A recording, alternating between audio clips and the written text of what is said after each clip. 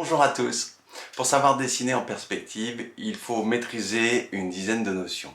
Je vous propose donc une dizaine de capsules très courtes qui abordent ces 10 notions élémentaires. Pour cette 7e capsule, je vous propose de découvrir une perspective à 2 points de fuite.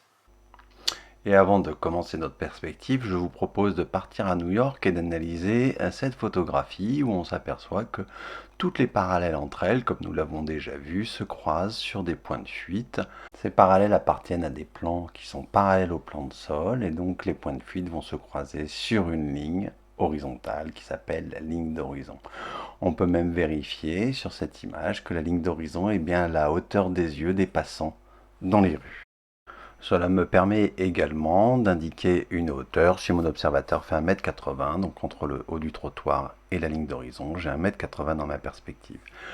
On nommera point de fuite gauche le point de fuite qui se situe à gauche et évidemment point de fuite droit celui qui se situe à droite. Revenons dans notre panorama et déposons sur la piste cyclable un carton dont les faces latérales ne sont pas parallèles au plan de tableau. Donc c'est-à-dire qu'il y a un angle fait par chacune des faces avec le plan de tableau.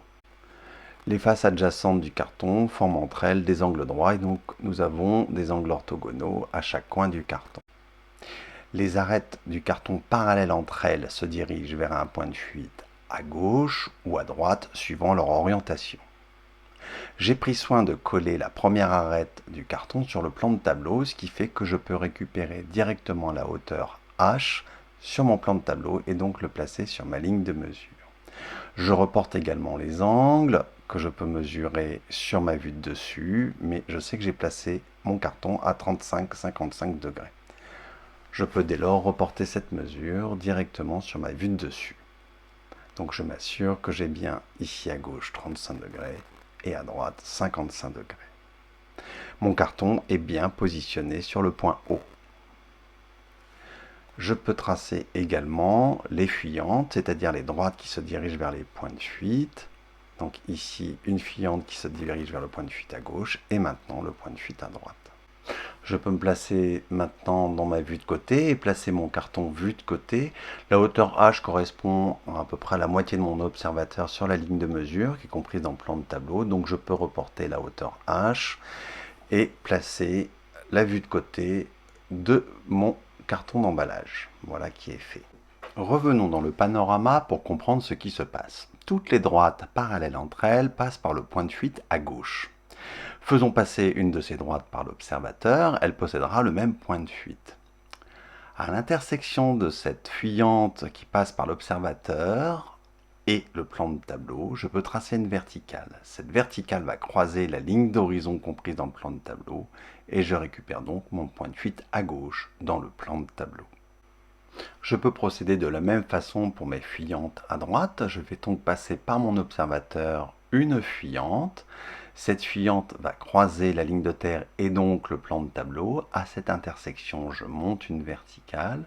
Cette verticale va croiser la ligne d'horizon comprise dans le plan de tableau et donc je trouve mon point de fuite à droite. Revenons sur la vue de dessus, toutes les parallèles entre elles ont le même point de fuite, donc je trace une parallèle à 35 degrés qui passe par l'observateur et qui va croiser le plan de tableau et donc la ligne d'horizon sur le point de fuite. Je fais exactement la même chose avec les droites à 55 degrés, une parallèle, intersection avec le plan de tableau et donc la ligne d'horizon, puisque la ligne d'horizon est comprise dans le plan de tableau. Me voici avec mes points de fuite à droite et à gauche. Il suffit donc de descendre maintenant des verticales pour récupérer ces positions dans le plan de tableau et donc en perspective. Je récupère la position du point de fuite à gauche et à droite sur ma ligne d'horizon. Je sais que mon carton est placé au point O et que la première fuyante s'en va vers le point de fuite à gauche. Je peux placer donc dans mon plan de tableau cette fuyante qui passe par O et qui va vers mon point de fuite à gauche. De même pour le point de fuite à droite. Me voici avec la base de mon carton. Je peux reporter la hauteur H sur ma ligne de mesure dans mon plan de tableau. Donc voici la hauteur H à partir de laquelle je peux faire partir deux autres fuyantes vers le point de fuite à droite et le point de fuite à gauche pour obtenir les arêtes hautes de mon carton. Je redessine comme vu dans la notion 7 ma piste cyclable car mon carton a été positionné de telle sorte que l'une des arêtes touche le bord de la piste cyclable. Je peux donc retrouver cette intersection avec la fuyante de base et le bord de ma piste cyclable. À cette intersection, je trace une verticale qui correspond à l'arête verticale de mon carton et je peux faire passer à son sommet une nouvelle fuyante. Je suis en train de dessiner les délimitations de mon carton. La problématique va se poser pour arrêter mon carton sur la gauche. Je ne sais pas le faire pour l'instant, ça fera l'objet d'une capsule supplémentaire qui abordera la notion de report de mesure.